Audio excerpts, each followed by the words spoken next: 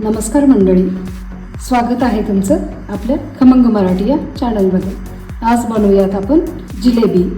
दीपावळीतला आणखी एक गोड स्वादाचा आणि गोड संगत करणारा पदार्थ. त्यासाठी मी या मेजरिंग कपाने 1 कप मैदा चाळून घेतलाय.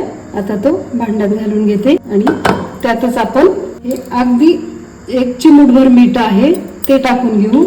नंतर साजूक तूप आहे ते 1 चमचाभर टाकून घेऊ.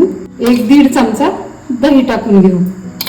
म्हणजे जिलेबीला थोडासा आंबूसपणा आणि साजूक तुपाची चव एक वेगळंच कॉम्बिनेशन आहे. तर आता हे पीठ आपण हळूहळू पाणी घालून मळून घेऊ.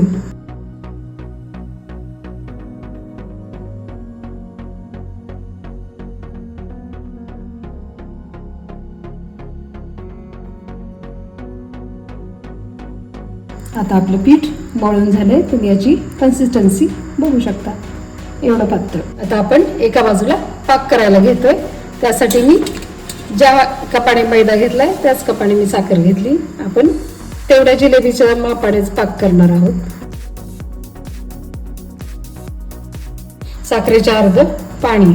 आता आपण पाक करायला ठेवू. पिवळा फूड कलर आपण वापरतोय.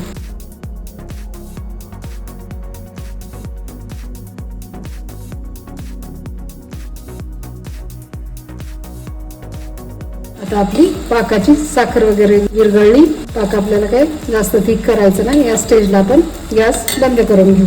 आता आपण हे जिलेबीच्या पिठामध्ये हे इनो टाकून घेऊ. 2 थेंब पाण्याचे.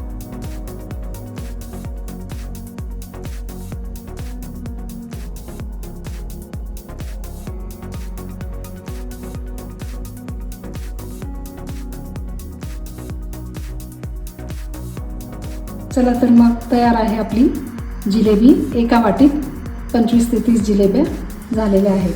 तुम्ही पण ट्राय करा. कमेंटमध्ये मला नक्की सांगा. भेटूयात पुन्हा अशाच एखाद्या नवीन रेसिपीसह. तोपर्यंत मस्त रहा आणि चवीने खा. Thank you for your love and support.